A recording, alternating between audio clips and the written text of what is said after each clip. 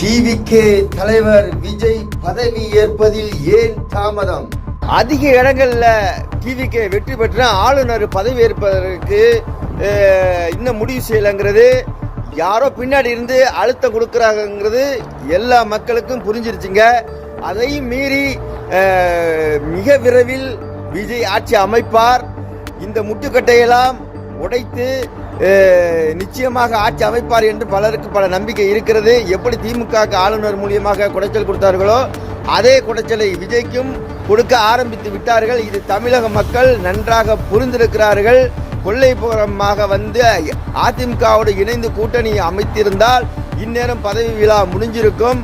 அது நடக்காததனால், மாற்று வழி ஏதும் இல்லாததனால் இப்படி ஒரு வேலையை செய்கிறதா பாஜக என்று பலருக்கும் சந்தேகம் வந்திருக்கிறது. கடவுள் எனக்கு ஏதாச்சும் நல்லது பண்ணுவாருன்னு நான் காத்திருக்கிறதும், நான் ஏதாச்சும் முயற்சி பண்ணுவேன்.